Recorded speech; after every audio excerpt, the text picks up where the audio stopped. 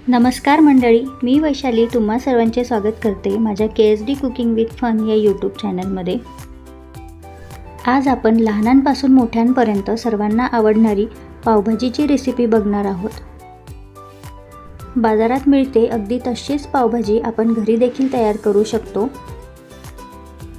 तर पावभाजीच्या रेसिपीसाठी लागणारे संपूर्ण साहित्य मी व्हिडिओमध्ये सांगितलेले आहे, त्यासाठी व्हिडिओ शेवटपर्यंत बघा। आणि आजची पावभाजीची रेसिपी तयार करण्याची पद्धत तुम्हाला आवडली असेल तर आजच्या व्हिडिओला लाईक करा, हा व्हिडिओ शेअर करा आणि चॅनलवर नवीन असाल तर चॅनलला सबस्क्राइब करायला विसरू नका। सबस्क्राइब करताना समोरील बेल आयकॉन देखील प्रेस करा। हे बघा, पावभाजी बनवण्यासाठी मी इथे थोडीशी कोबी, 2 बटाटे, 1 गाजर, पावभाजीला रंग येण्यासाठी थोडंसं बीट आणि 1 वाटी वाटाणा घेतलेला आहे। त्यासोबतच फोडणीसाठी मी इथे 1 टोमॅटो बारीक कट करून घेतलेला आहे, 2 मोठे कांदे आणि 1 शिमला मिरची देखील बारीक कट करून घेतलेली आहे। आता आपण पावभाजीच्या रेसिपीला स्टेप बाय स्टेप सुरुवात करूया। एका कुकरमध्ये मी जाडसर कापून घेतलेल्या सर्व भाज्या उकळून घेणार आहे। त्यामध्येच मी फुलगोबी, बटाटा, गाजर, बीट आणि वाटाणे घेतलेले आहेत। पावभाजी बनवताना बीट नक्की टाका, त्यामुळे पावभाजीला छान रंग येतो। या सर्व भाज्यांना छान मीठ लागावं म्हणून यामध्ये मी चवीपुरतं मीठ देखील टाकते।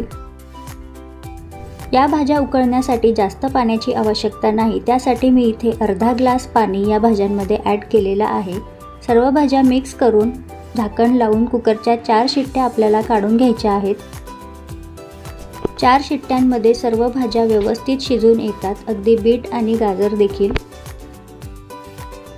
आता आपण पावभाजीच्या फोडणीची तयारी करून घेऊया। त्यासाठी मी इथे एक कढई घेतलेली आहे। कढईमध्ये थोडंसं तेल आणि तेल थंड असतानाच त्यामध्ये 1 बटरचा तुकडा घेतलेला आहे। बटर हे तेलामध्येच टाकावं, नाहीतर बटर जळून जातं, त्यामुळे तेल आणि बटर एकत्र वितळवून घ्यायचं आहे। तेल आणि बटर मिक्स झाल्यानंतर त्यामध्ये 15 ते 20 लसूण पाकळ्या आणि अर्धा इंच आल्याचा तुकडा किसून घेतलेला आहे।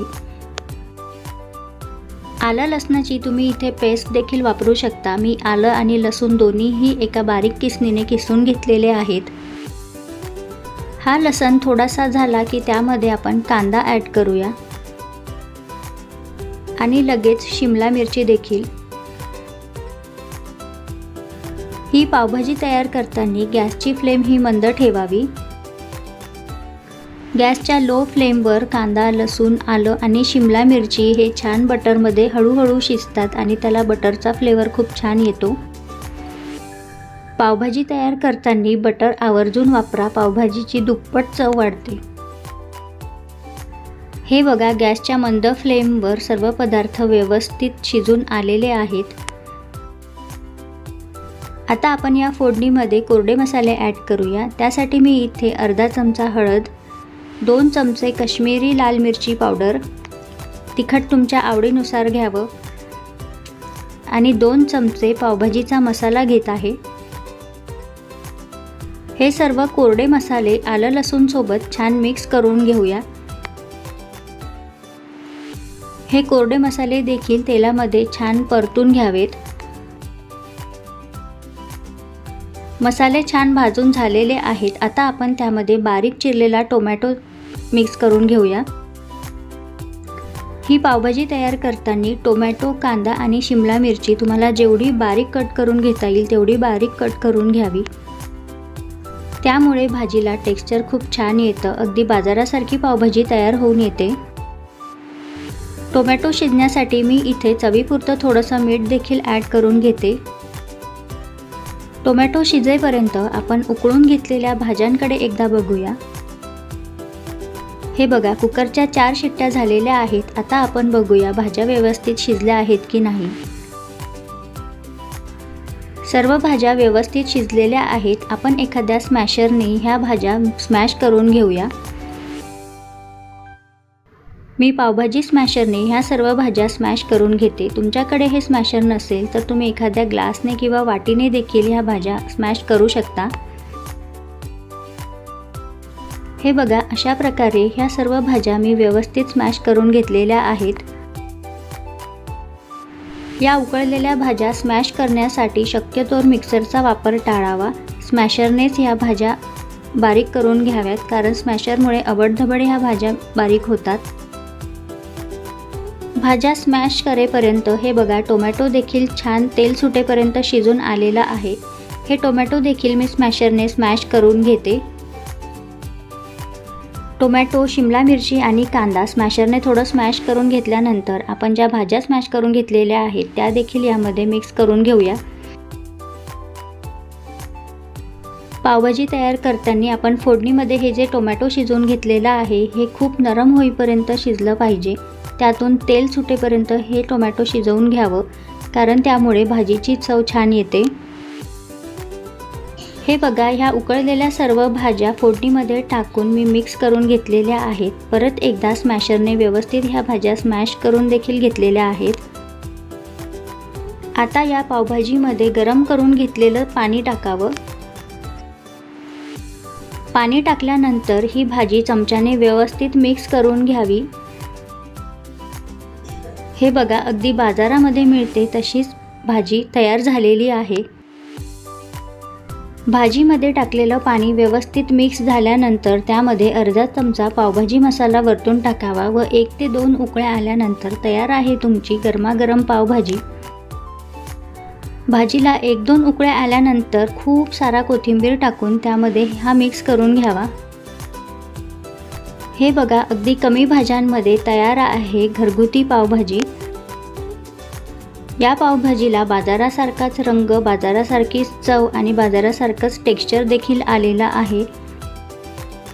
आता आपण पावभाजी सोबतचे पाव गरम करून घेऊया। त्यासाठी मी इथे तव्यावर थोडंसं बटर आणि तेल टाकून घेतलेलं आहे। यामध्ये तयार झालेली पावभाजी आणि थोडीशी कोथिंबीर मिक्स करून घ्यावी आणि आपण पावभाजीसाठी आणलेला पाव कापून अशा प्रकारे तव्यावर भाजून घ्यावा। तव्यावर छान दोन्ही बाजूंनी हा पाव भाजून घ्यावा, म्हणजेच खूप खमंग पावभाजी सोबत लागतो। तर अशा प्रकारे पाव देखील भाजून झालेला आहे आणि भाजी देखील तयार आहे। चला आपण हे सर्व पदार्थ सर्व करूया।